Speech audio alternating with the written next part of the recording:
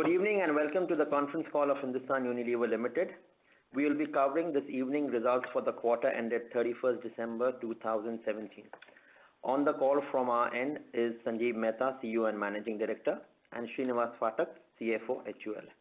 As is customary, we will start the presentation with Srinivas sharing aspects of our performance for the quarter and then hand over to Sanjeev for him to share his perspective on the business performance. Before we get started with the presentation, I would like to draw your attention to the safe harbor statement included in the presentation for good order's sake. With that, over to you, Srini. Thanks, Asif, and good evening, all of you. Thank you for joining our earnings call. Let me give you a quick term in terms of the market context before we get into the performance. Our strategy remains clear, consistent, and compelling, and you've seen that. I think we never get tired of repeating it because there's a beauty in just being very consistent about it, and it's paying dividends for us. When I look at the market context, trade conditions are normalizing. In September, when we gave an update of our performance, we said that after initial turbulence, we started things to become stable. When we now look at it, this quarter, we have seen more normalization coming through across channels. From a demand point of view, we see a gradual improvement in demand, and we're seeing it across all our categories. Input costs are continuing to inflate and are primarily crude-led. In that context, let me share the headlines of our performance. We've delivered a strong volume-led growth in the quarter. Our comparable domestic consumer growth has been 17%, with underlying volume growth of 11%. It will be pertinent to highlight here that this is coming off a base quarter December 16, which was impacted by demonetization, where we had delivered a flat growth. EBITDA at 1680 crores is up 24%, and our comparable margins are up 110 basis points. Our strong savings programs have been sustained, which support the reduction of our costs, and we've continued to invest behind our brands, and therefore our A&P spends have been stepped up. PAT BAI at 1198 crores is up 30%, and net profit at 1326 crores is up 28%.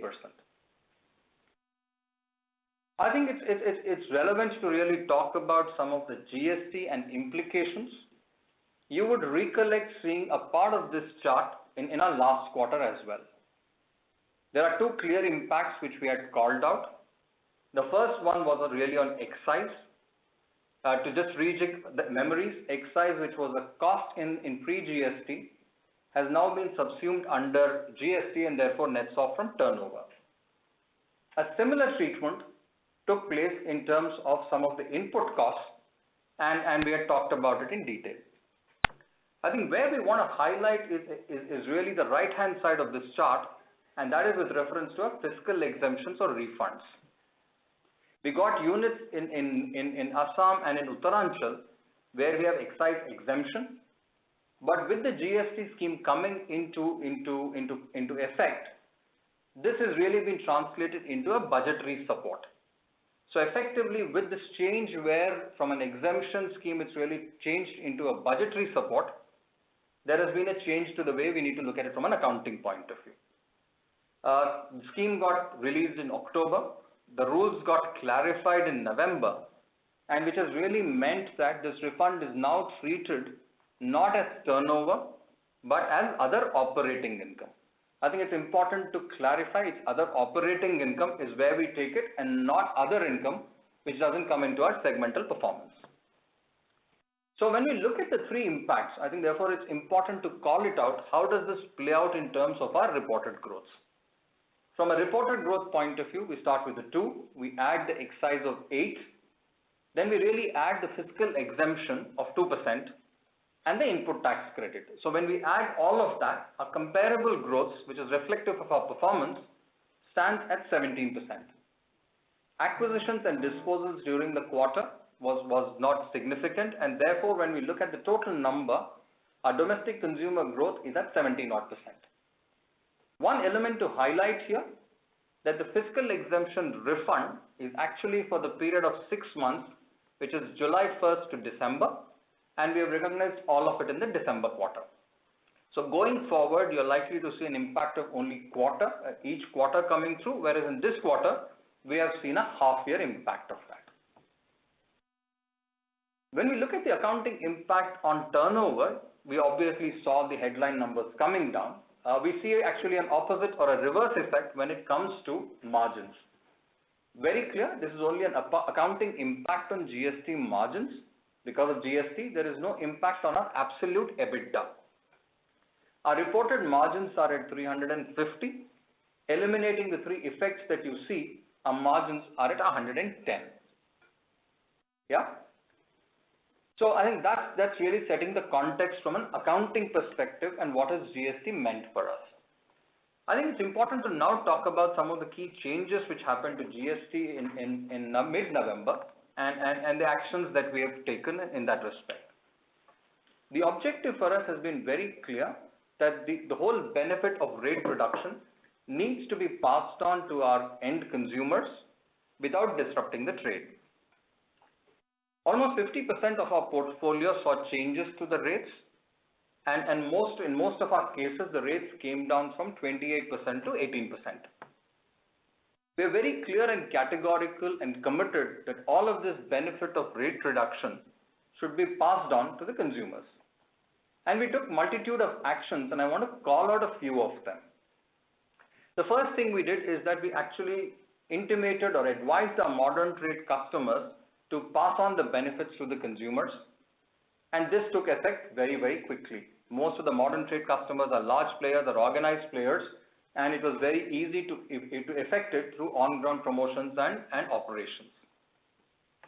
Importantly, what we also got is we got our distributors to reach out to more than 1 million of the retailers and seeking them to pass on the benefits accruing to them because of the rate reduction. That was all with respect to trade actions and communication. As far as producing the new products are concerned, it's really initiating the new networks. All of you who track the sector appreciate that there is a pipeline stock. To actually reduce MRPs and print them on the packs, in some cases it really requires us to order new packing material, create cylinders, produce the product, and then connect it to the customers. This takes time. What we did was we immediately initiated all these networks, and we have been accelerating the networks over the course between November 15th to today as we speak. More than 800 net SKUs have seen either the MRP being reduced or prices being increased where there are price point packs.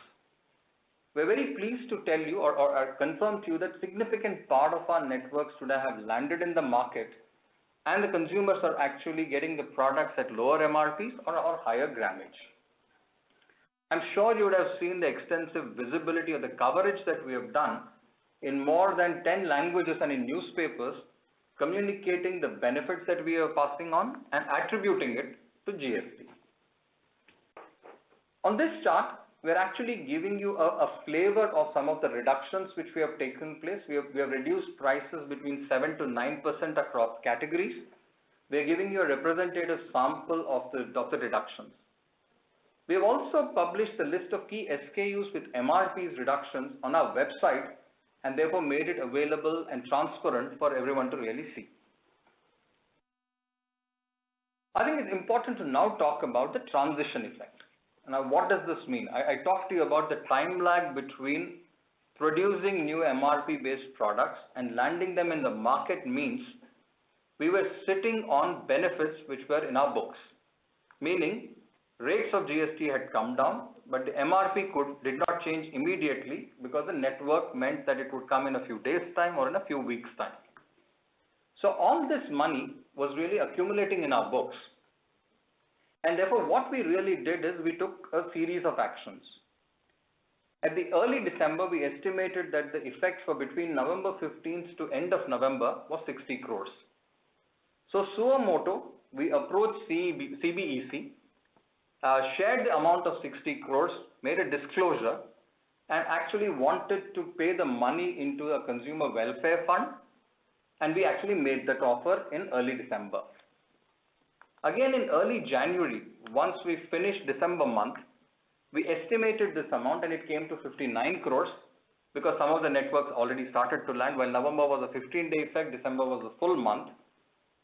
We then went and actually again offered to pay 119 crores to CBEC, either into the consumer fund, or we even sought guidance to really say if we could pass it off as a consumer promotion. Yeah. So these are actions which were taken by HUL as a progressive steps, transparent steps, and with the objective of really passing on the benefit to the consumers. Obviously, the CBEC has really commended our actions, has been really appreciative of what HUL has done, but given that there is lack of rules and regulations on this subject, they have actually forwarded this matter to DG Safeguards. And we now await to really hear from DG Safeguards in terms of next steps. In all of this, we have been very clear that this money doesn't belong to us. We have not recognized it as revenue, and we are holding it as a liability in our balance sheet as of 31st December to really pass it on to the consumers in the most appropriate manner. So I think that's really talking about GST. Now let's switching gears and coming back to our performance. When we look at it from a category perspective, we have delivered a broad-based volume growth across segments. Home care has delivered 20% growth with double-digit volume growth across categories. Personal care has been broad-based in both wash as well as in personal products. Refreshments have sustained a robust performance. Important to call out that even in the base quarter, which was a demon quarter, refreshments had delivered growth of 8%. So this 13% on top of a strong base is reflective of the resilience of our performance and really the work that we've done in terms of the WIMI strategy and market development. From a foods point of view, it's again a strong growth which is really led by Kisan. So across our categories, it's been broad-based growth and we have had a comparable growth of 17%. I think this is an important chart and all of you see that innovations and activations continue to be an important and integral to our performance, and you see some examples on the screen. I think it's also glad to note that now Pureit is really moving to air purifiers and we have launched it in Delhi. Naturals is again been a key piece of our strategy and Sanjeev has talked about the three pillars through which we do it within our existing portfolio, a master brand and specialist brands. You all heard about Indulekha. In the last quarter, we've got accreditation to really use it as an Ayurvedic medicine, and we are pleased to inform you that now we have expanded it or extended it into the shampoos category, and that's gone national. Now, giving you a bit of a flavor of our category performances or the segment performances, home care has been double-digit volume growth across categories. Fabric wash, we have seen robust growth and double-digit across key brands. Household care, the growth was really led by strong performance in Vim. And purifiers, as I talked about it, as really now, Pureit has gone into the air purifier space. Personal care, again, it's a broad-based growth against the wash and the products. In personal wash, there's been robust growth across key brands. Dove and Pears have led the category growth and have really delivered a stellar performance. Skin growth have really been driven by a strong performance in Fair and Lovely. You would recall that we had a relaunch which happened in March quarter of last year, and thereafter the brand has really been on a good traction. And in case of hair, it's again been a broad-based volume-led growth. When we look at it from a color cosmetics, now this has been a category which has been clocking consistent, good, strong growth for us for many quarters. Happy to say that again from a December quarter perspective, it's again delivered a strong growth for us and the momentum has been sustained. Oral care, we've had activations which have aided growth in the quarter, and the performance in deodorants is really led by Axe. Refreshments, I talked about the base effect and I talked about the strong performance. When we really look at it, tea continues to deliver a strong double-digit growth. The WIMI strategy and our market development of focusing on green tea, tea bags, natural care is continuing to pay us rich dividends. Coffee performance was strong and ice cream momentum continues. Foods is again been a good quarter of strong growth, and the growth has been predominantly been led by Kisan. So that's really giving you a flavor of our category performance. A&P is something which is critical to us, and we continue to invest behind our brands. And we've talked about it over a period of time in terms of how we have made our approach focused and more effective. And we thought we will use this call to give you a bit more flavor of the kind of work that we've been doing. Absolutely, with the ZBB initiative coming in, we've really looked at the best way to spend. We moved away from some of the traditional measures as SOV and focused on reach and frequency. But that's really about deployment. But when you really look at it, it comes down to the heart of the content we create, whether it's really Be Beautiful, or when you talk about the Lux Golden Rose Awards, or even the expansion into the Kisan, which is a comprehensive program. We have invested significantly in terms of creating quality content. And then when you look at it from a data and profiling, we sit on large databases, be it through our Lakme salons, or through our Pureit, or through KKT. We sit on large consumer profiles, which starts to give us a high quality database. And by using data and analytics, we are able to target our consumers better and make our communication much effective. And all in all, there is also the whole space around brand experiences, from digital to direct to home to consumers. There are multiple models that we use to enhance brand experiences, and therefore that continues to be integral to what we do. So therefore, when you look at it from a quarter perspective, we have invested behind our brands. We've also continued to invest behind some of our innovations such as Ayush, which we spent in September quarter. We continue to support it in December quarter. And therefore, if you really see, our A&P step up is in line with our strategy of investing really behind our brands. And talking about savings, and I think this is something that we talked extensively in the last quarter, we have a strong savings agenda which is really aids our year-to-date margins. It isn't integrated into our culture. It's really about owner's mindset. It's really about challenging every cost which is not adding value to the consumer. It's an end-to-end program. It's got zero-based budgeting. It's got blue sky thinking, and it's really enhancing our competitiveness. So we continue to clock 6-7% savings, and we have seen the benefit of that in the quarter. Having said that, and I think we're really calling out, is that the inflationary pressures are now building up, crude-led. You would see the graph on the right-hand side. In mid-October, where the crude was around the 57 levels, it's closer today to the 69.70 levels, and that's the kind of inflation we have seen.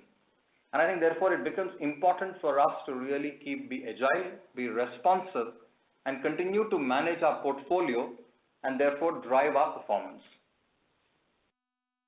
And when we really look at the summary of our DQ results, the headline growth is 2%, where the comparable domestic consumer growth is 17%, and that's the key highlights. When you look at from the other income point of view, we had dividend income which is coming in from a subsidiary, which actually came in December quarter this year, which was actually in September quarter last year. That's a bit of a timing phasing effect, and that's what you see in the P&L here. Exceptional items had a profit of sale of properties in the base, which is not there, and therefore you would see that as an year-on-year, therefore that goes down.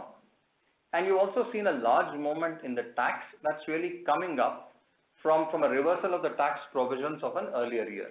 All in all, therefore, when you look at it from a PAT BEI perspective, we are up 30%, and from a net profit point of view, we are up 28%. And again, when we now look at our 9 months performance, while from a reported perspective it is at 2%, our comparable domestic growth is at 11%, and our EBITDA margins are up by 150 basis points. And I think this is where we now bring it to a summary in terms of what does this mean for our business looking ahead.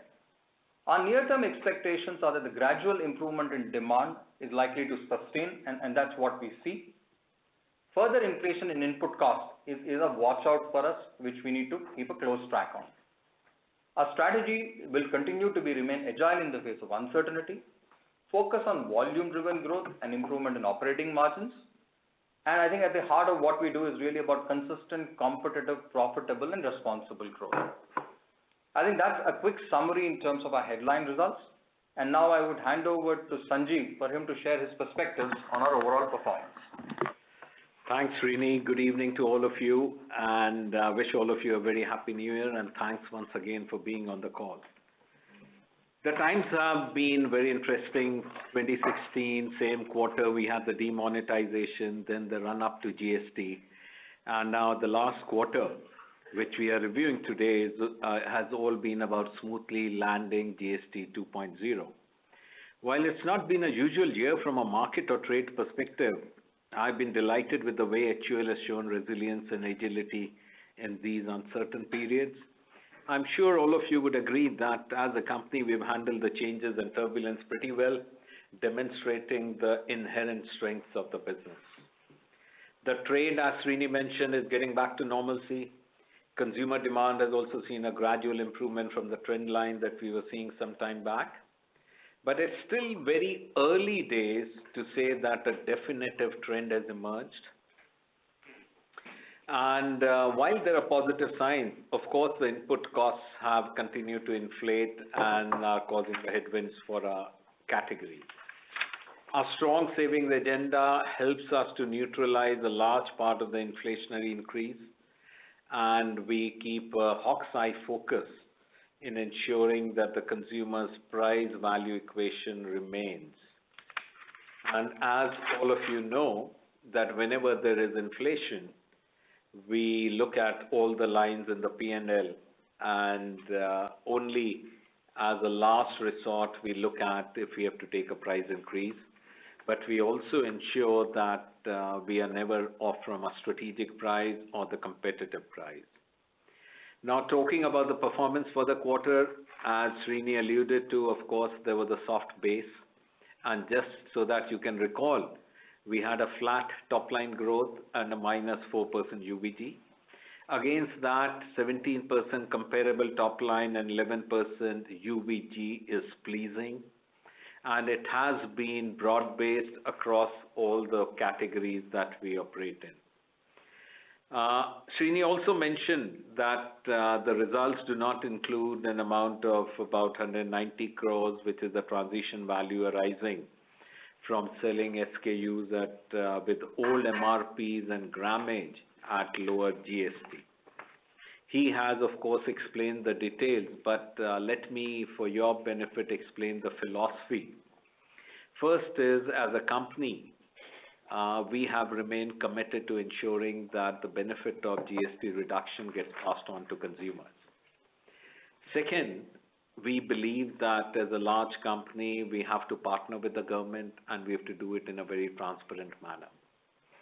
And this is the reason why we have, without any prompt by the government, suo motu, gone to the government and said that during the transition period, the pipeline stocks, which when we sell at old MRP or grammage and at lower GST, here's the amount and we want to pay it to you. We have done it for the month of November and we have done it for the December. This is the amount of 119 odd crores, which we have offered to pay to the government, and the government, I'm sure, will come back soon and tell us as to in which account we need to deposit the money. Now, talking about the highlights of our category performance, home care continues to deliver stellar performance on the top line as well as improvement in the margins, and this has been across laundry, household care, and the purifier category. In laundry, while Surf, our largest brand, continues to motor along strongly, our mass and popular brands have also done very well, delivering double-digit growth. Pureit, as Srini indicated, has entered the air purifier business, and looking at the quality of air in many cities in the country, I think the time is opportune, and we are very confident that this business too will do well. The turnaround that we saw in personal wash a few quarters back continues to gain momentum. And while the growth was led by Dove and Pears, the performance was broad-based across key brands, including Lux and Lifebuoy. Hair care has had another strong performance with strong volume-led growth across key brands. Indulekha, we are very pleased with the performance. In fact, it's done much better than what we had envisaged when we acquired the brand. And we have now extended it to shampoos, and every bottle contains the goodness of 9 full Bringraj plant extracts. And just like the hair oil, we are very confident that this too will do well. Skin care and color cosmetics had a strong quarter, and in oral care, we are clearly seeing green shoots of recovery, early days, but we are certainly seeing and we are pleased with the growth that has happened in the quarter, and YTD, the growth is positive. Moving on to foods, we saw strong growth across ketchup, jams, and soups. This quarter also saw some good activations, be it the Real Togetherness with Grandparents campaign, which really focused on the various elements of human connect and highlighted the need for people to come close to nature. And also, to mark the occasion of the World Food Day, NOD gave food lovers the opportunity to turn a virtual food post, share it, and give a real meal to someone in need. The Share the Meal post was shared or retweeted on Facebook and Twitter, and we donated the equivalent of one meal to the World Food Program, up to 1.5 million meals, and NOD India donated 50,000 meals via Akshay Patra. Now, this was important because all of you know that there are still millions of Indians who go to bed hungry, and it was one way of NOD giving it back to the society. Refreshment continued its sustained performance. Now, when you look at the quarter and you see 13% growth, it fades when you compare it with the growth in the other quarter, but you must remember that even in the demonetization quarter, refreshment had a very robust growth. And hence, we are very pleased with the way some of our categories continue to perform, be it rain or shine, be it Surf Excel in laundry or a tea category. They have done very well, whether it's run up to the GST or demonetization. Hence, we are very satisfied with the overall result, and we have a very strong financial growth model, and I'm certain we will continue to deliver consistent, competitive, profitable, and responsible growth. If you look at the 9 months of the year, the first 3 quarters of the year with 11% top line growth, comparable growth, and 5% UVG and 150 bips improvement in EBITDA margin, I think we can certainly conclude that results have been satisfactory. So thank you, and it's been a pleasure as always, and we now look forward to taking your questions. Over to you, Asif. Thanks, Sanjeev. Thanks, Srini. With this, we'll move to the Q&A session. The way we will do it, as always, is that we request participants to ask questions on the call and also use the Q&A tab on the web link. Please keep the questions as tight as possible so that we can accommodate as many questions over the next hour or so. We will encourage, this call is only for institutional investors and analysts, and hence if anyone else who is not an institutional analyst or an investor, please refrain from asking questions and you can directly engage with us in the investor relations team here. With this, I'll hand the call back to Karuna to manage the next session for us. Thank you very much, sir. We will now begin the question and answer interactive session for all the participants who are connected to the audio conference service from Chorus. To ask a question, participants may please press star and 1 now.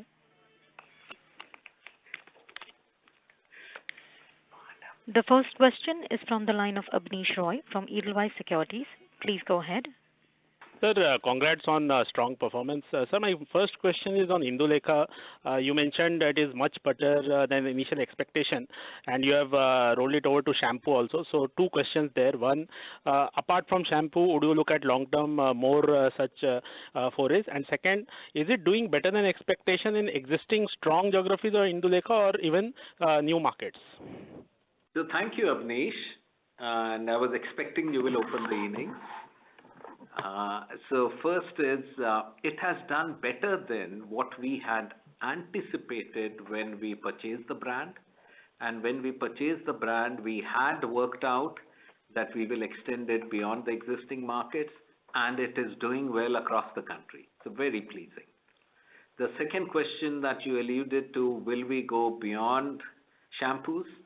First, let us land shampoos, and then certainly we will look at that what is the space which it can occupy beyond the hair category. Sir, you have done quite well in terms of volume growth. The base quarter had a 4% dip. So if you take 2 years, it's a 7% growth, which means around 3.5% CAGR in terms of volume growth. Now that's a good number in the current context. My question was, in 2 years back, Ayush, Citra and Indulekha were not there. So if we take this off, then what's the impact? Second, because of GST, there were some rate cuts and price cuts there, therefore.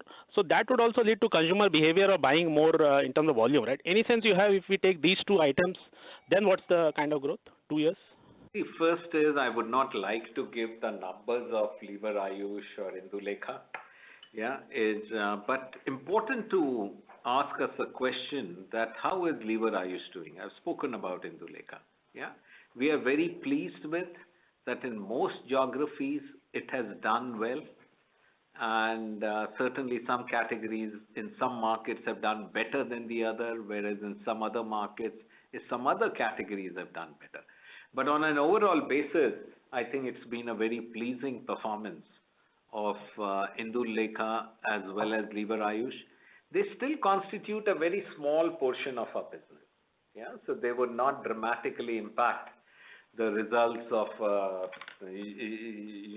35,000 crore business from that lens. From your math, you have done the math calculations absolutely right. And that is the reason why also I looked at, let's look at the YTD figure. Now you have to just pause and reflect and how does the market was growing? Yeah, the market, if we look at 13 to 16, the markets grew volume at about 2.5 to 3% on an average, when the GDP was growing at about 6-7%. So it was nearly half from a UVG perspective, underlying volume growth perspective. And then, of course, we had the turbulence of demonetization and GST. And it is not an automatic thing that what you give up in one quarter after a year, you will pick up automatically. It doesn't happen. Business doesn't happen like that. Yeah. The good bit has been that what we lost, we have recovered. That's the good redeeming feature. And from a perspective of even sequential growth, I think it's moving in the right direction. That does not mean in any way that the underlying volume growths are back to high growth levels. It's too early, and we are very clearly saying that it's too early to make out a trend. Wait for another couple of quarters to see how the consumer offtake happens. So, our philosophy, Abneesh, we don't become very euphoric when a quarter is good. Similarly, we don't get too dismayed when it is a modest quarter. Sir, that's quite useful. Just two small follow-ups there. One, are you calling out the better category products within Ayush? And secondly, sir, Tresemme, I remember, became successful very quickly. Do you share the same optimism of Tresemme, say, on Ayush and Citra also? I am more optimistic about Ayush than about Citra. Citra is only in one, which is basically in facial cleansing. Yeah, so we have a more job to be done to seed. And when I talked about Ayush, yeah, for instance, oral care is doing better than rest of the categories in some part of the geography. In some part of the geography, the skin cleansing is doing better.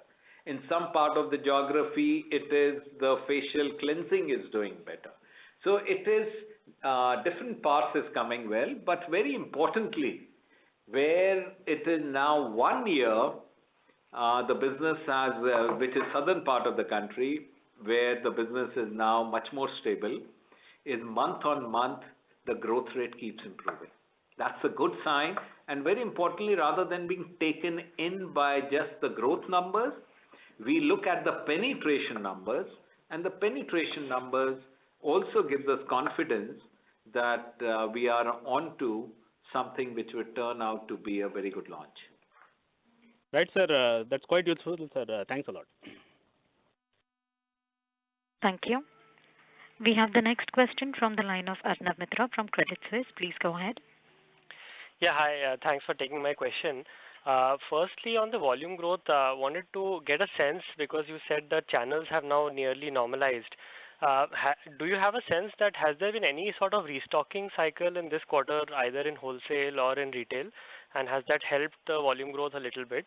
And secondly, this revenue growth being 17% versus the reported growth, is that the right way to see it in the sense that at a consumer level, the pricing growth will be almost negligible right now? So the consumer spend on your sales, the growth in pricing would be very low. So should we look at that as a better metric for revenue growth, consumer offtake growth in that sense? So Arnab, thank you for both the questions, and I think let me take the first one. Channels, I think what is the best way to define is that I think channels are stabilizing, and we are actually seeing a good performance across them. And this is not something which we said it started now. If you recollect, when we talked about our September, we said while there was some initial disruption, we started to see some stability at that point itself. If you look at it from most of the channels, if you see modern trade, I think it was never an issue. I think there was a consistency there. There was a little bit of wholesale really picking up, which happened towards the end of last quarter. And therefore, when I look at the aggregate numbers and when I look at our channel performance, primaries and secondaries, we don't really have to call out any upstocking effect which is coming through in any of them. Yeah. Sure. One needs to be careful. Obviously, it's a large country and a complex country, and there could be some parts which we could be there, but broadly we don't see that. Now, coming back and looking at our comparable growth, I think it's a difficult one given the multitude of changes which GST has brought about, and these are sizable changes. But I think there are a couple of good ways to look at it. I think what we have done is really reflective, because there are excise is a pure accounting side of the equation. Yeah, you can actually look at the excise cost line in our P&L and you can do the math, and it's a very straightforward calculation to say that 8% bears out on its own. If you then look at the other element, which is our fiscal exemption or refund, that is also pretty much a straightforward calculation, because we know exactly what is the amount of refund, and therefore it's easy to do the math. The only place I think where it becomes a little important to understand and dissect is the movement of the input cost, what we call as that input cost, because it has come through in many lines, authorized service tax and many others. And there's also a combination of some of the pricing that we have passed through in the GST round 1. So when you put all of that, I think it's a very reasonable way of looking at our growths. We also looked at it from another lens and we said, fine, we look at a volume and a price split and what is our own understanding of these two levers. We had taken pricing at the beginning of the year. I think this is where we need to take you back towards the back end of last year and beginning of the year. With the inflationary pressures which started to come through, we had taken pricing actions. Obviously, there will be a few quarters before it anniversarizes, so therefore you get that benefit. And again, the other element is when we have looked at our savings and when we looked at our savings program, the Symphony program, we've looked at all elements of cost, and there was a concerted effort towards being more efficient and effective on even our trade spends. So when we have done that, we've again seen the benefit of that come through from a top line. So we've looked at it from multiple angles, and I think this is the reasonable way of really looking at our comparable growth, and we're very comfortable with that. Sure, thanks. That's pretty clear. And just last question on margins. You obviously had a very strong ZBB globally running in Unilever last year. I mean, 2017, most likely Unilever would have over-delivered its targets. So as you go ahead, while cost saving is inherent in your culture, will it be fair to say that the pace of cost saving could come down, given that you've probably plucked a lot of the initial benefits would have been larger in quantum? Well, I think I'll take you back to what Sanjeev nicely summarized it at the end of last quarter. Yeah, we used to be at 3.5% growth, and for a company like that used to be a stronger and aggressive number. But when we really put this total thing as a philosophy, embedded into our culture and pulled it together with an owner's mindset, we have really unlocked the next set of savings. So today for us, it is not a small initiative, it's an integrated initiative. So to that extent, the simple way to describe our philosophy is that any cost which is not serving the consumer is up for challenge, is up for zero basing, and it's up for rebasing. So we will continue to be aggressive and take all costs out, and the results will be for us to see. This year we have done 6 to 7, and we will continue to drive it harder. I would not want to call out a number going forward. Sanjeev, perspective from your side. Yeah, because one of the things which you'll need to understand that the price growth which Srini talked about, which approximates about 6% for the quarter as well as for the first 9 months of the year, also comes from optimizing the trade spends, which gets reflected under the price growth. So we look at all the lines, we have brought in a owner's mindset, we get hundreds of ideas every year, and then we have a very robust system of taking it from ideas to implementation. So this is a machine which has been working on cost saving agenda. For the last 3 years, we have delivered savings upwards of 6% of our turnover. And every year we get new ideas, new creative ideas, and that is the fun of business, The lemon has unlimited juice. Sure. Thanks. That's very helpful, and all the best. Thank you.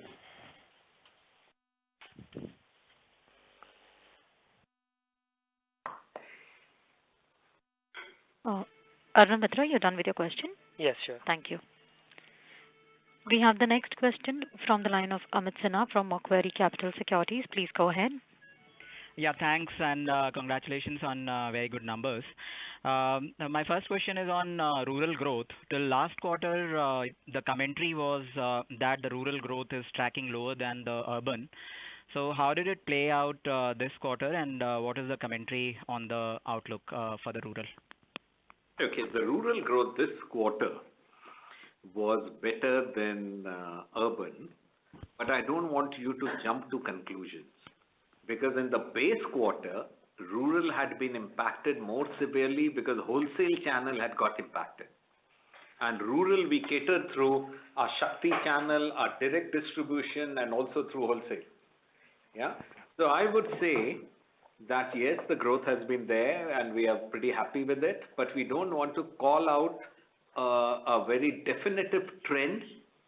So wait for another couple of quarters before we can conclude that yes, the trend of rural growing faster than urban is there to stay. Sure. On the personal wash segment, in the last 2 quarters, there has been a very strong growth trend. Just wanted to understand, is there a share gain scenario also from the unorganized space after the GST rate cuts? The share gain from unorganized, again, people don't just immediately close the business and run away, because this is a big occupation and they would do their best to survive till it becomes extremely difficult. So I would say again, we had also indicated last time that we will have to give it a year to see whether the trend is shaping up, whereby unorganized players who were not hitherto paying taxes are now finding it difficult to survive. The important bit, I think, from a perspective of our personal wash businesses, that one is we have helped the premiumization by bringing in Dove at ₹10, Pears at ₹10, so making it more accessible. The second is we have had some fabulous activations, like the Lux, the Gold Style Awards, the Lux, the Rose Awards. That has gone very well, strengthened the brand equity. Lux has grown extremely well. Hammam, with the fabulous activation that we have done in the south, that has gained well. So it has been growing based on fundamental improvements that we have done in the category. Sure. The reason behind the question was that even the other player is growing very, very robustly. So and the entire organized play on the soap segment particularly has been very strong. I mean, compared to the last 5 or even let's say 10 years, this is the first time when we are seeing such a robust volume growth. So but थोड़ा जल्दी है यार, अभी से pronounce करना कि this is a death knell of local small players. I think it's a bit early. I would say that don't write any obituary at this stage. Got it. So my last and final question is on your A&P spend. as a percentage of sales, we have seen the spend, at least in the last 2 quarters, has been multi-year high.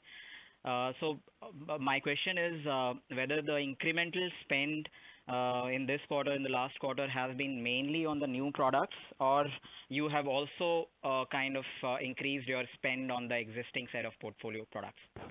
We have, first is, we don't, like we always clarify, that our spends on A&P, we don't run it based on fixing it as a percentage of turnover.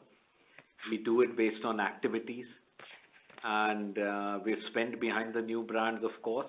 But very importantly, we have spent huge money behind market development. Yeah, I have been mentioning it.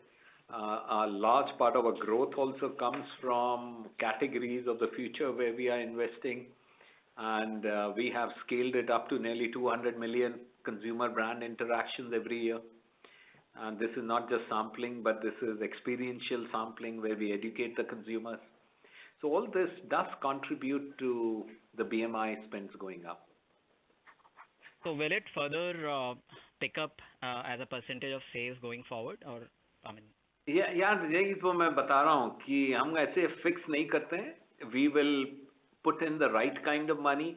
What do we tell you guys? And you would have seen how we play the game in the last 21, 22 quarters, where we have grown in 21 out of 22 quarters, even on the bottom line. Our whole focus has been to maintain a rhythm, play the portfolio, play different lines of P&L so that we have competitive growth, we build the categories of the future, and still keep giving an improvement in the margins. Sure, sir. That's helpful. Thank you. Thank you. We have the next question from the line of Richard Lloyd from JM Financial. Please go ahead. Hi, good evening, everyone. Thanks for taking my question. I think the earlier caller alluded to this topic, but we just heard from one of these manufacturers of HPC fragrance that demand for their products from all categories of their customers have come back with a bang this quarter, and this includes demand from these small-time consumer goods manufacturers, namely the unorganized guys, who were, I guess, severely shaken around the time when GST was just implemented. From what you are seeing on the ground, is there a return of this unorganized, phenomenon? And taking on from this, what according to you is then, your take on the famed unorganized to organized conversion story under the GST regime? So I think Richard, Sanjeev has tried to articulate it just a bit ago. Yeah. It's not that these unorganized guys will either disappear or reappear. Yeah, people will look at the ways to manage the business. I think if you ask me, when the demonetization happened, I think there was a bit of a squeeze. With the GST, people may have taken a bit of time to stabilize or streamline, maybe possible. But when we look at our own data, when we look at our own sense, we haven't seen anything which we would call out as normal or outside of normal. So it will be very difficult for us to say if we've really seen it. Our numbers across categories, channels show that there is a steady stabilization or normalization of trade and pick up in the consumer demand. So demon has happened, GST has happened. So what has to happen now to to really boost this whole unorganized to organized thing? I mean, is it simply execution and better monitoring on the ground by the government? So Richard, I'm afraid I don't follow your question. So could you be more specific? What I'm saying is that, demonetization has happened and now GST is also implemented. And yet you don't seem to be very sanguine about this whole unorganized to organized conversion story happening, at least not immediately. Now, with these two big events having taken place, and yet you don't seem to be very, very optimistic about this unorganized to organized thing happening in a short period of time. My question was that what more do you think needs to happen to really spur this whole this whole unorganized to organized thing? So I think let's clarify. I think what we are really saying is that, look, if the question was, have we seen that happen now? And has that made a big impact? We said, no, it's early days. It will not be right to conclude with a quarter or 2 quarters performance to say that either a big switch has happened from unorganized to organized. When we look at it logically, intuitively, its simplified tax regime and simplified governance regime, some of the unorganized players could have difficulties to continue to compete in a sustainable manner. So to that extent, should it benefit some of us, and definitely Hindustan Unilever given our brand strength and positions? The answer is yes. All that we are saying is that let's wait for a quarter or two to see if that's fully playing out. I don't think it's a question of making any interventions at this stage from anyone. Okay. Philosophically, is it actually correct to add back this 3 to 4 percentage point figure relating to input taxes while looking at domestic consumer growth? Come to think of it, would not your volumes have been higher because you've cut prices to the extent of the input tax credit available, and hence counting this effect again on top of the higher volume growth that this price cut may have spurred? Would it not be sort of double counting of growth? So to me it wouldn't, because look, your underlying performance is influenced by many factors. Market growth being one, performance of rural being the other, different channels and how they're playing out. It is premiumization. There are multitude of factors. I think the simplest way to look at this is that this input cost, what is it? It's again an accounting way of looking at it. Earlier, a lot of these were really sitting in our cost line. Today, what is really happening is that under the GST regime, they've all come up and they're getting netted off from a turnover. How we have managed the totality of, and it goes back to how we have managed the total effects of the net benefits, is a separate question. We have taken in some categories it went up, some it went down, we got the prices, we took the pool, cut prices in some and invested in the others. So to me, this is a pure accounting way of looking at this 3 to 4%, and I'm fairly comfortable with that. I don't think it's really a case of any kinds of double counting. Okay. One last one, if I may. It's been a long time since we've seen, a 13 to 14% Q-on-Q growth in this other expenses line, which has been there in DQ versus SQ. Any insights into this cost head, and what's driving this kind of a growth in cost given all the focus on cost savings program, etc.? I think two things. I think the other expenses has got a component which is linked to variable expenses. There are distribution costs and others which sit in that line. So there is definitely an element which comes through as we get higher volume growth, the cost will go up. The second is also a bit of an issue which is coming from the way reported turnover and the underlying turnover happens. So if you were to really look at a comparable turnover growth, we are actually getting a positive leverage in BIPS terms. But because of again our absolute turnover going down, it's indicating, it looks like a percentage basis is going up. So suffice to say, variable costs gone up with reference to volumes, but on a comparable turnover basis, we are actually seeing a benefit in the other cost line.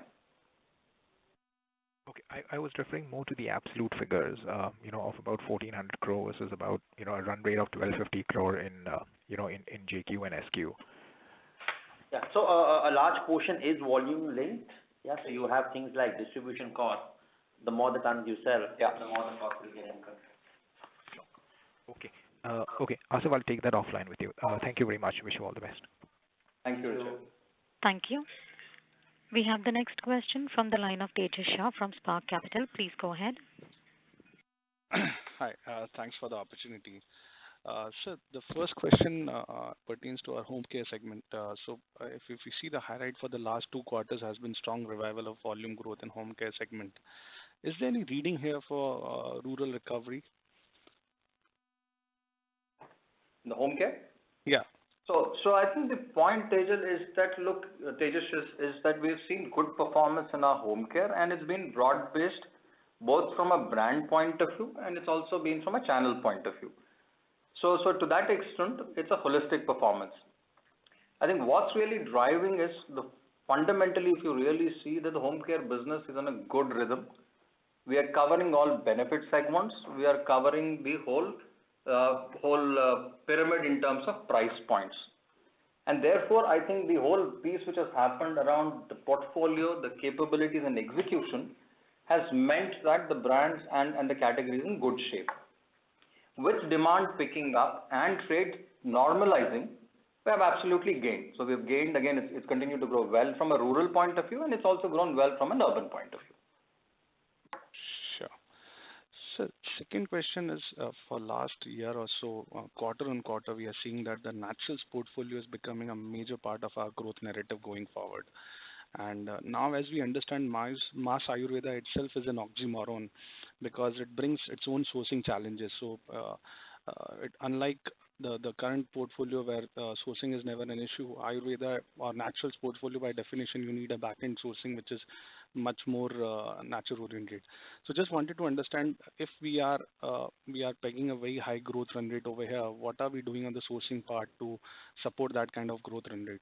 Yeah, we are. You're absolutely right. Yeah, there are those challenges, and we are developing back-end capabilities to ensure that we have a continuous feed of the raw material. Sure. That's helpful. And so lastly, if you can explain the current quarter's performance from the lens of WIMI strategy that we implemented a year back, or if you can help us to understand how any notable divergence in growth rate across regions. Yeah, first is we are very pleased with it, WIMI.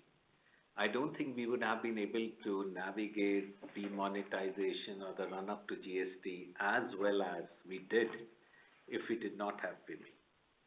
The other very important bit is, besides the turbulence that came in, from a perspective of consumer lens, it has been absolutely the right thing to be done. Today we have products where we focus only on certain clusters. We have pricing at times different. We have activations which have different.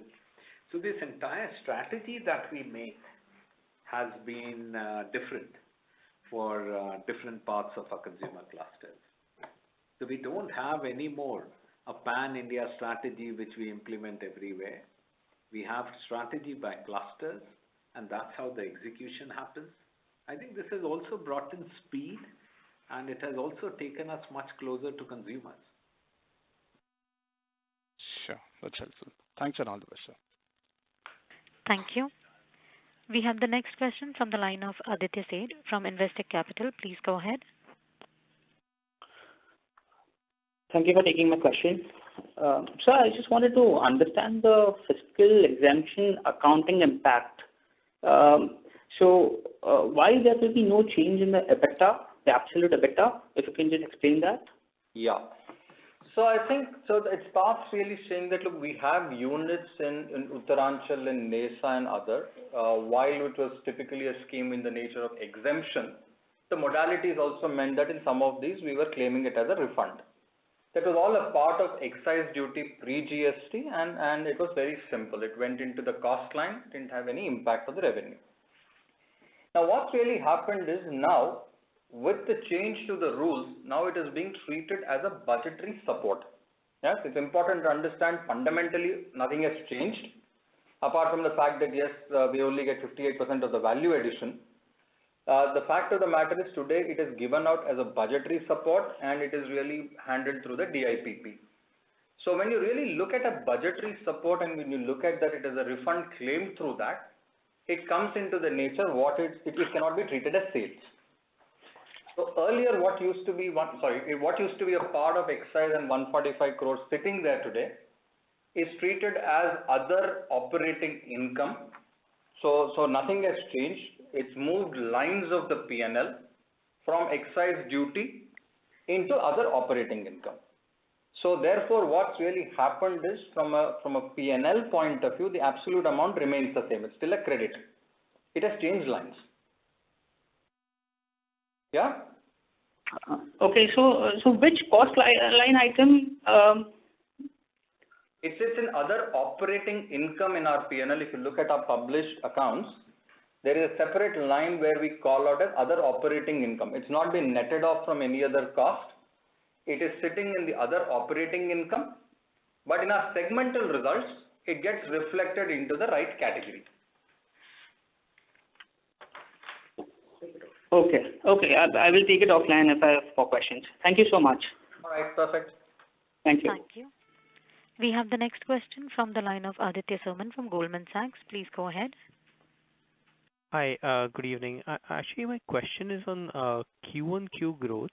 So historically, and by historically I mean sort of before fiscal 15, we used to have very strong QOQ growth in the December quarter or the September quarter, and over the past 3 years or so, this has been weaker. Obviously, last year because of demonetization, it was significantly weaker, but it's still about 1.5% top line growth Q1Q. Why, one, on a sort of long-term basis, why has this change happened? And I see this is largely in personal care. So can you just throw some more light on that? So look, we looked. I think it's important to understand. I think looking at historical data and some of these numbers is only useful to a certain extent. Yeah, and because yes, the last few years have been turbulent and where we are. When we look at it, even from a sequential perspective, and we went back to the historical levels, I think where we see our performance in the current year has been comparable or slightly better than what we have seen in 14 or 15. But that to me is one part of the story. I think if you really focus back on the fundamentals, I think it's important to understand where are we really coming from. In the middle of the year, we had a significant GST impact, and this is where I think we need to be careful and not get carried away, because memories can be very short. When we actually went into GST in June quarter, there was still transition. That got navigated well. September quarter, we started to see more stability around trade. December quarter, we are now continuing to see normalization and a pickup in demand. I don't think we are again fully in a space where we can start to draw these trend lines. Having said that, if you were to compare it, I think we're in a good space QOQ. Understand. And so overall, I mean, there would be some impact in the previous quarter because of refill in the channel. So overall, do you think that the performance has been sort of satisfactory on a QOQ basis? Yeah, it has been. In fact, if you recollect our September quarter performance, we talked about some potential refill. We also talked about CSD not buying. Yeah, and I think Balaji had clarified that in the September quarter results. So that's where we saw some of those effects. But as far as from a December quarter, I think it's been a normal quarter in that sense, and I think we are reasonably pleased with the QOQ performance.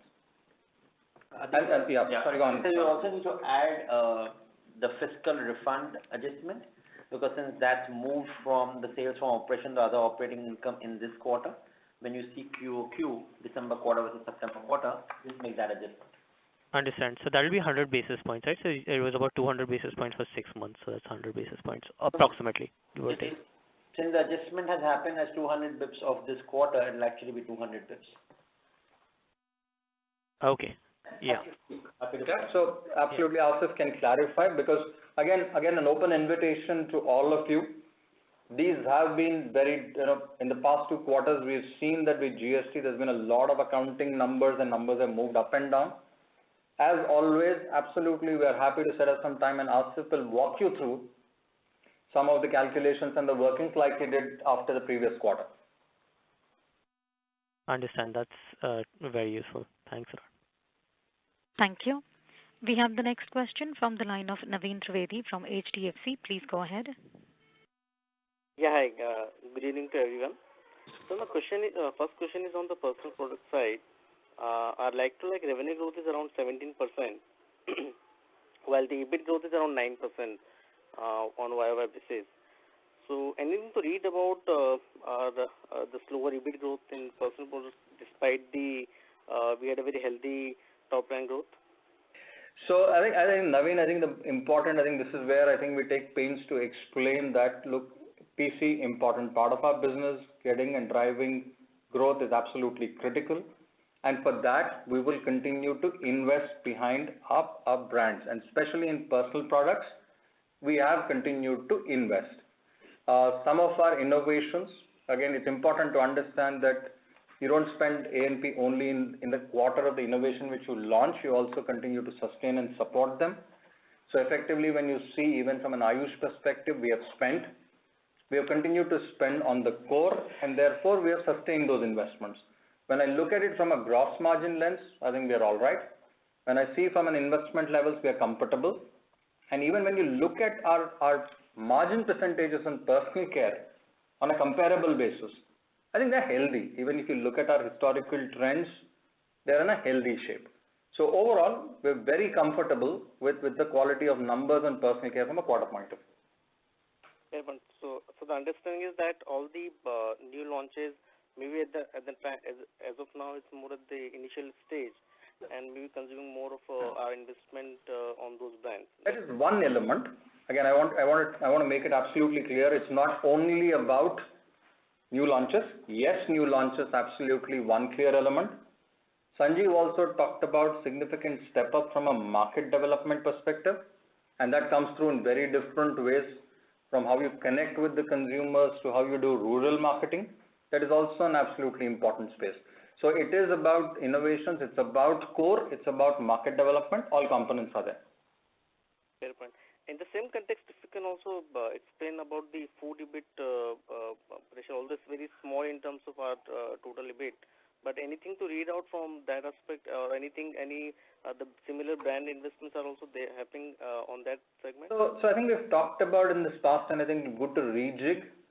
Small business, important to continue to invest behind the business, to grow the business, to accelerate the business, and the important job for us to get into, expand the portfolio. And to that extent, we'll continue to invest, and I don't think one should read too much into a quarter number here or there. Most of our categories and more so in foods. Fair point.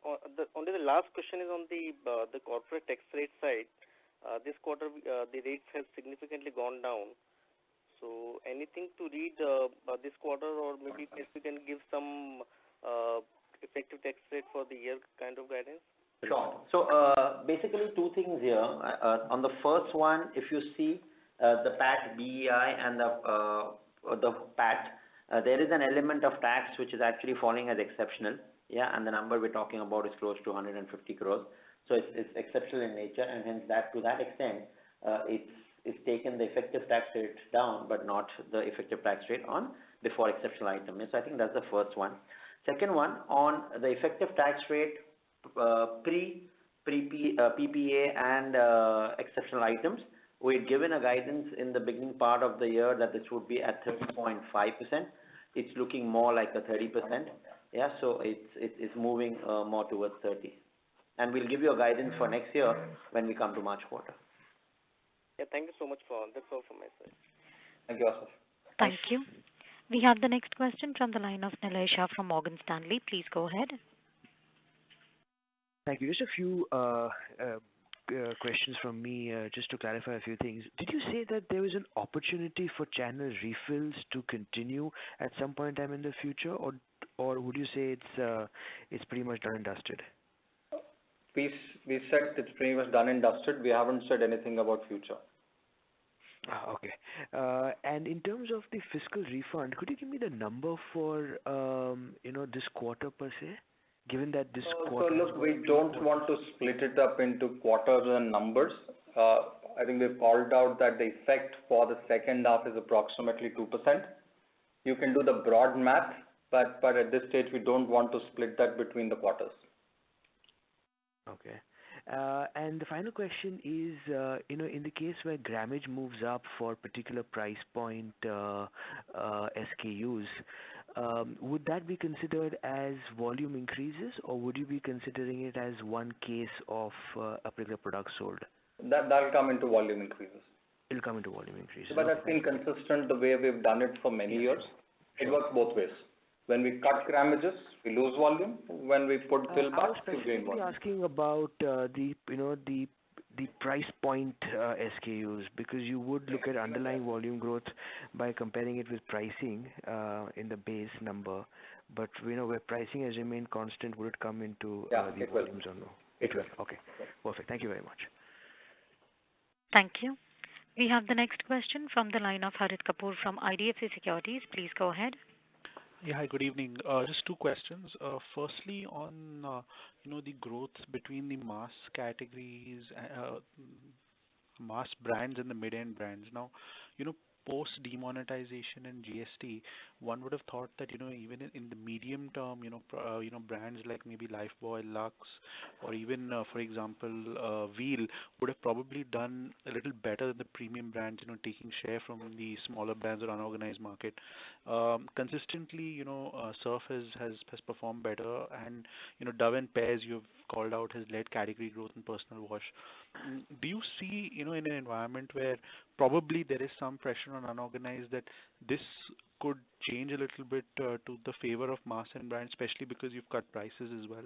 Or do you see that the premium brand should continue growing faster over a period of time? So some of our premium brands have always done well, and I think Sanjeev gives us example of even in a demonetization quarter, a brand like Surf did very well. Yeah.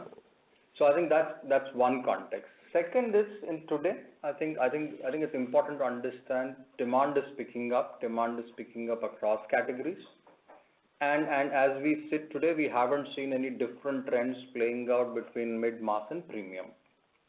I think that's a second data point. Third, I think is important to say, while premiumization is a secular trend and we continue to see about 1.5% upgrading in the overall categories, that is again something which will play out. Having said that, there is always going to be a role for the mid and the mass given the size and the scale of opportunity of India, given the penetration opportunity or the consumption opportunity, or given the rural demographics. So I don't think at this stage we would want to call out anything different.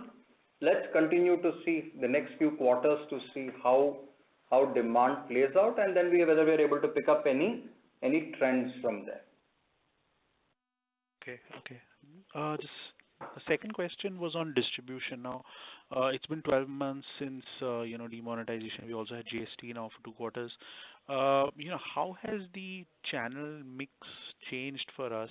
And if you could also give a sense on increase in direct distribution, etc., if that's possible. So on the distribution side, I think we don't publicly share numbers in terms of numerical distribution.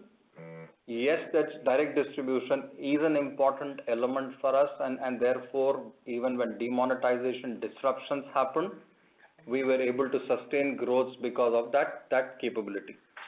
But important that today, in addition to the numerical distribution, it's the assortment and the quality of distribution which we continue to focus on, and therefore that I think is the key enabler for us. So that's how, let's say, the distribution piece is playing out. Sorry, you had asked me another question. On the channel mix as well. So on the channel mix, again, there is nothing which we would call out very differently. From a quarter perspective, we have seen good growth across channels, and that's something which is there. And I think Sanjeev talked about rural has picked up. It's not gone back to its historical levels when it used to be 1.5% of 1.5 times urban. It's not gone there. But having said that, definitely we have seen a rural pickup.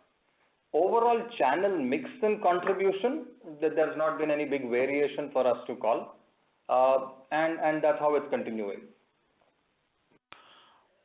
Okay, thank you. Thank you very much for this. Thank you. We have the next question from the line of Jamshed Adaboy from Citigroup. Please go ahead. Yeah, good evening. So just to carry on where I think one of the participants asked on how you all calculate UVG. So if you look at the 72 odd SKUs for which you all have detailed the price changes, on the wherever there are grammage increases, it works out to an average of about 10% or so. So would it be fair to say that there's been an uplift in volumes to the extent of 2 to 3% on an overall basis, which will sort of carry forth for the next 2-3 quarters before this anniversarizes? So look, it's a representative. First, I think 2 or 3 things. First is it's a representative sample of some of the key SKUs to give a flavor of the changes to the grammages. Yeah, so it's not the totality, and therefore I wouldn't start to do that math straight away.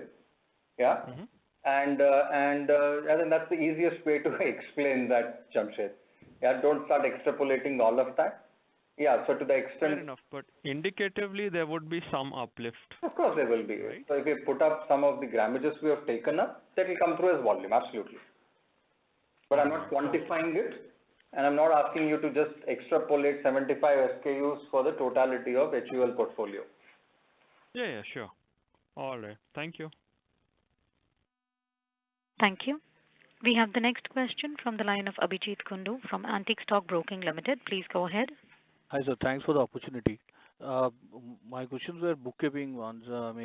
Staff cost during the quarter has gone up by about 20% year-on-year. Yeah. If we look at the previous quarters, generally our staff cost has, in the last few years, has grown at a lower rate. So, anything specific to read into that for this particular quarter? Yeah. So that was my first question.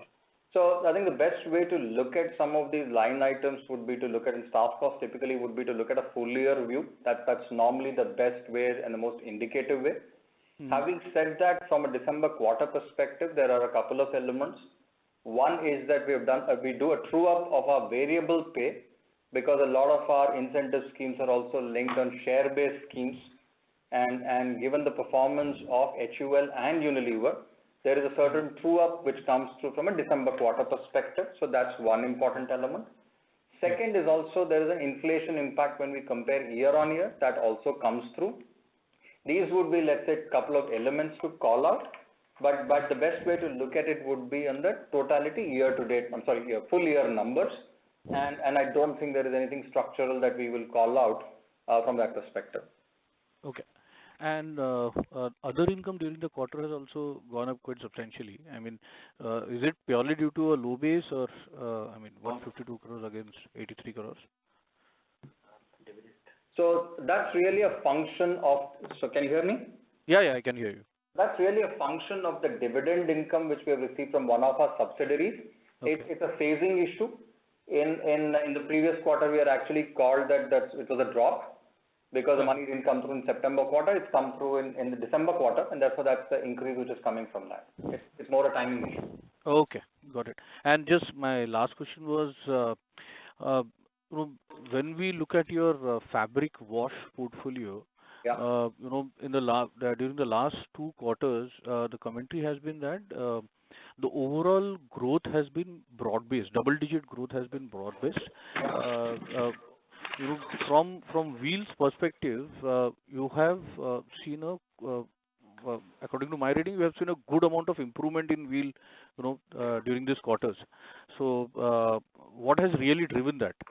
Because Surf and Reen, they were doing well. Surf was really leading the growth in fabric wash, but Wheel was somewhere a bit lagging. But there has been a good amount of double-digit growth. Is really something which has been good for Wheel in fabric wash. So just needed your view on that.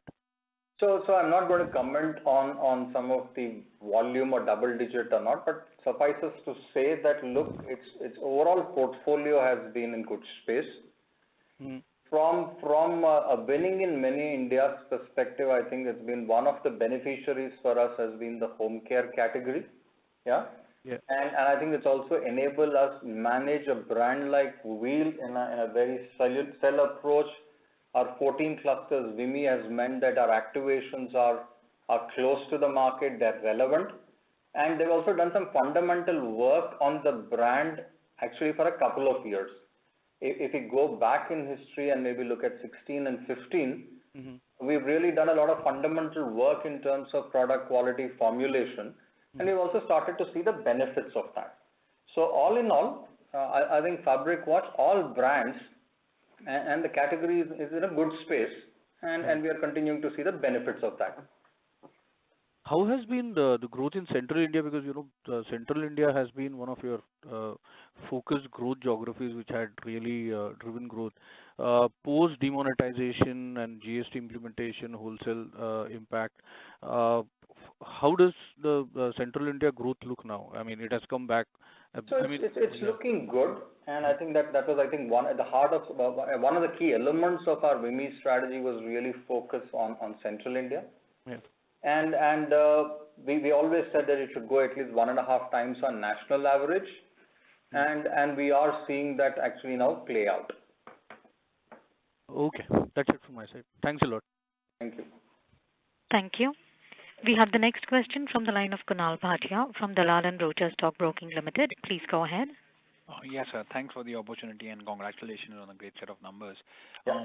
Sir, just wanted to get a sense from you in terms of because of this GST and the price cuts which we have taken, would you be able to share any sense on how much of our premium products come down to a more affordable kind of range, and what could be the what kind of growths have we seen in those products?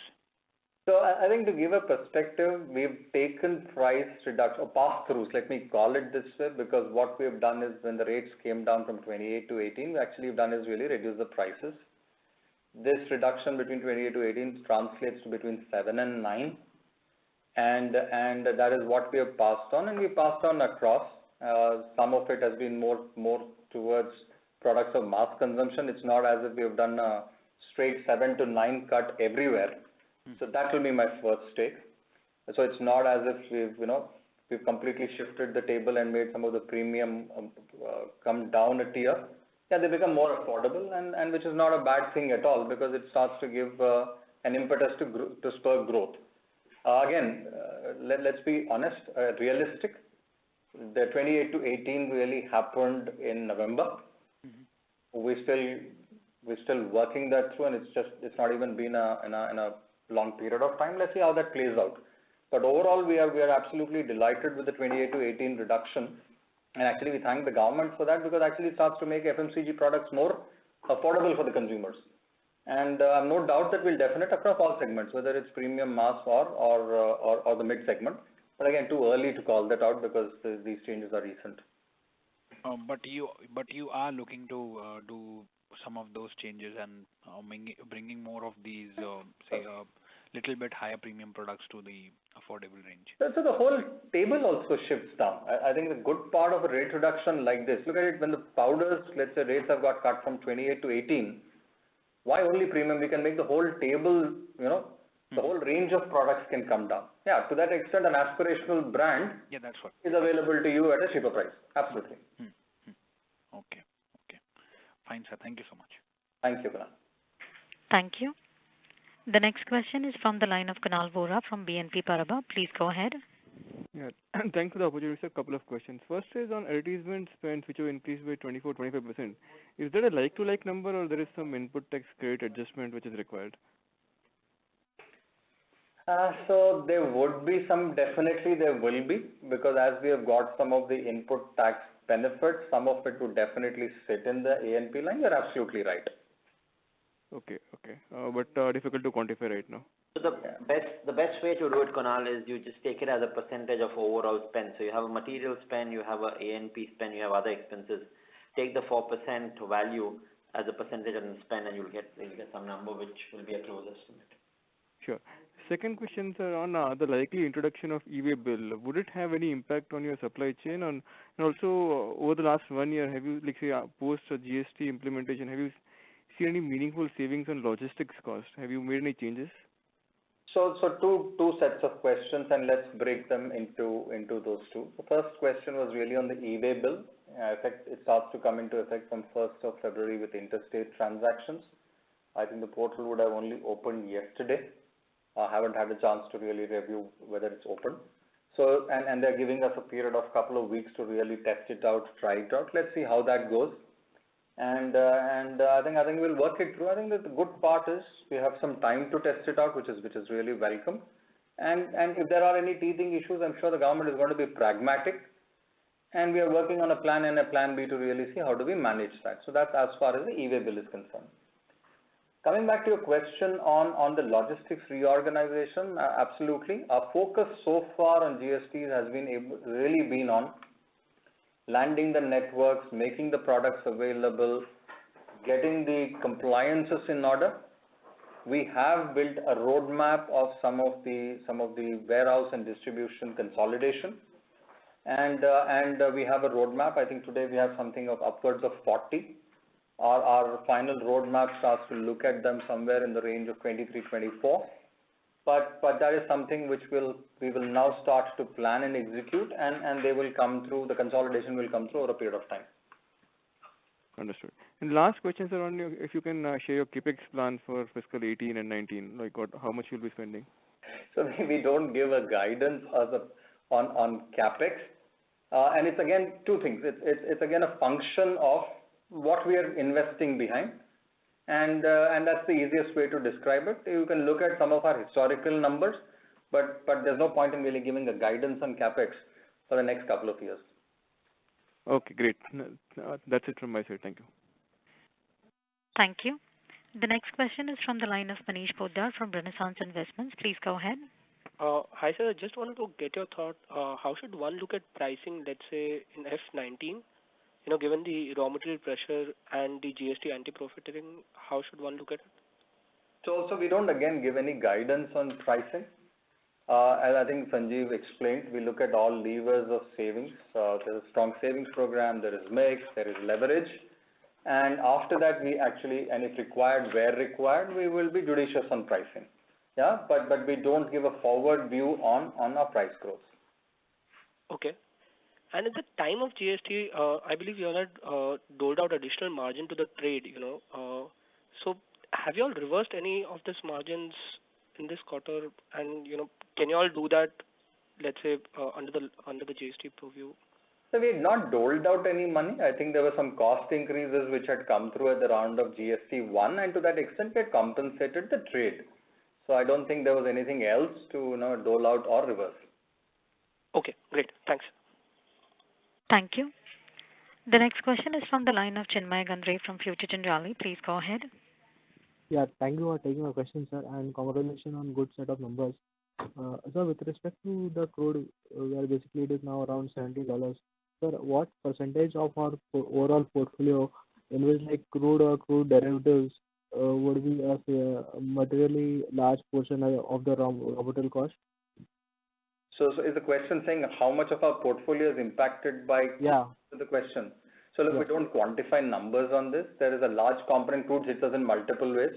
One is a direct impact which comes to, more than 3 ways actually. One is a direct impact in terms of some of the direct chemicals such as lab. That's a direct impact. The secondary impact will come through in terms of packaging. And the third impact will come through in terms of logistics costs. Suffices to say it is sizable, but I'm not quantifying an impact of $1 for external purposes. So the derivatives and the second derivative would have increased largely to a certain extent with crude? Sorry, say that question again. Could you repeat the question? So, how is the sensitivity of the derivatives to the crude so far? At least the raw material that you consume? So look, it's a function of how the market moves, and it's a separate function of how it impacts us. And it's very difficult. We can't really put a direct correlation to it, because if you really look at distribution costs today, one is the crude factor, the second is what do the oil companies really pass through in the domestic context. However, in some of the commodities, it's a very direct impact, because if your crude goes up, the impact on LAB tends to be much faster. Packaging is slightly delayed, and I'm really talking about market here. Yeah. For HUL, it will be very different given our strategy in terms of how we cover, how we manage our physical stocks, the impacts will be different. So I think that's the easiest way to look at it, but we're not calling it out for an external purposes in terms of any correlations on how it impacts our balance sheet or P&L. Okay, thank you. Thank you. The next question is from the line of Ramika Mittal from Antique. Please go ahead. Yeah, hi. Thanks for taking my question. So just a bit of clarification of A&P spends. Whether this 25% increase in A&P is net of service tax benefits? So there are credits which have come into the A&P line. Yes, to that extent, service tax would be one of the components. So to explain it, in the base spend, the value has been accounted after service tax spend, which means the base spend included a cost of service tax. Currently, it is basically under the GST regime where the full amount of tax is creditable, hence it is without tax. So to conclude, if the spend is showing a 25% increase, in reality the increase is much more. Okay, that's helpful. Thanks. Thank you. Participants, if you wish to ask a question, you may press star and 1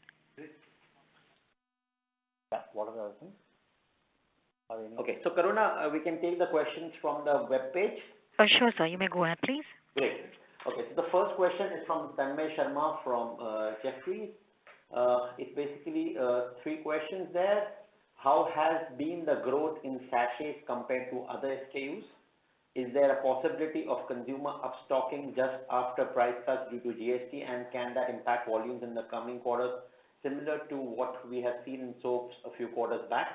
The third one is any category apart from oral care where we are losing market share.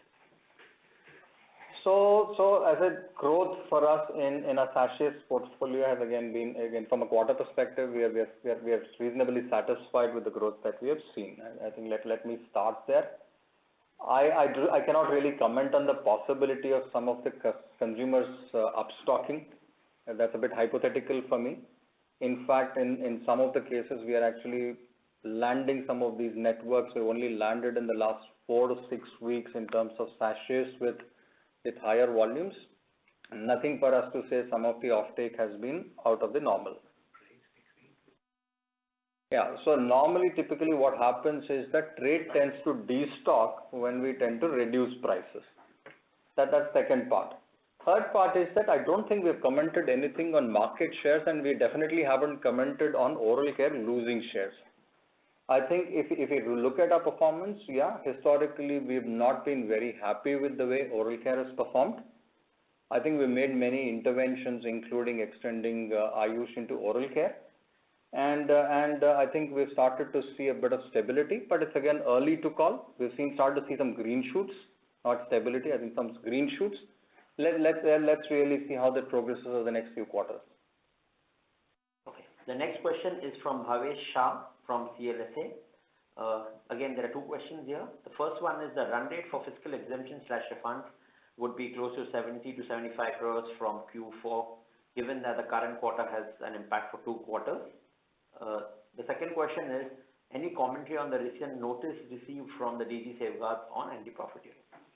So I think the first part I said in the earlier part of the call is that I'm not quantifying the amount, and I'm not splitting it into a quarter perspective. Yeah, so it has been a 2% impact, and that's for the half the year. And I think you guys can work through whatever would be those approximate numbers. That's point number 1.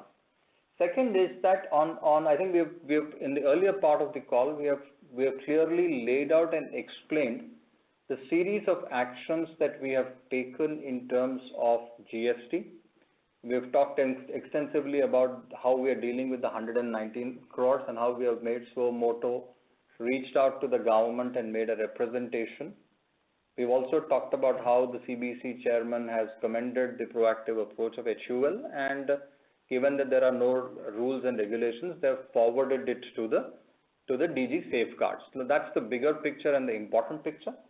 Yes, we have received a notice on the 16th, and we are looking into it to ascertain the details as to what this notice really pertains to. We don't have full information, so that's where we stand today. The next question is from Richard. For comparability purpose, is it possible to give an idea as to what is the amount of budgetary support relating to SQ? Should we want to adjust the same from the profit of this quarter to get an idea of what was the DQ EBITDA without prior period items?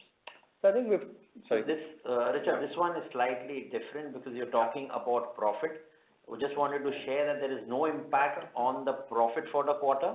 The adjustment was just a movement from sale of goods to other operating income. The EBITDA has not been impacted at all. I think that's a very important point which Asif makes, and I think I want to make it clear for all the participants on the call. Yeah, so the way to look at it is that from an EBITDA perspective, there is no change. The cumulative impact is that it's moved from sales to other operating income. Yeah, so I think that needs to be want to make it absolutely clear. The next question is from Amit Kumar from Investec. Do we do not see Surf brand in the GST communication? Our checks in e-com do not indicate any significant price cuts here. Is this part of the portfolio price cut, more cuts in wheat? I think let's take this question offline. I think in a manner we have published a list of 75 odd SKUs onto our website. And if there is any specific question, we are happy to clarify offline on this one. The next one again is from Amit. In the previous call, the company had noted that Symphony Savings Program had been scaled to 7% of revenue from 6% of revenue in FY17. We are seeing 300 basis expansion in GM in an inflationary environment. Has the savings program been scaled up further? No, I don't think we're not really calling an increase in the savings program. I think one needs to look at it again from a holistic and a slightly longer term perspective, not from a quarter to quarter. Absolutely, from a Symphony perspective, we are continuing to target 6 to 7% of savings, and we have seen a good savings, a quantum of savings land from a quarter, and that's the way we will really run. We've also seen benefits of mix which has come through. I think that is also something which is there in the quarter. With a good volume growth, we've also seen benefits of leverage which has come into the quarter. But overall, I think we continue to say that our program is delivering between 6 to 7% for us, and we are reasonably happy with the way it's landed. Okay, so with that, we come to the end of the session, the questions on the web queue, and hence we'll end the Q&A session here. Before we end, let me remind you that the replay of the event and the transcript will be available on the Investor Relations website in a far right, and you can go and refer to it. A copy of the results and the presentation, if not already, will be available on the website, and you can go and refer to it as well. If there are any further questions, feel free to contact us, and we can clarify that offline. So thank you everybody for participating in the call. Have a great evening. Thanks a lot. Thank you very much, sir. Ladies and gentlemen, this concludes the earnings call of Hindustan Unilever Limited. You may now disconnect your lines. Thank you for connecting the audio conference service from Chorus. Thank you.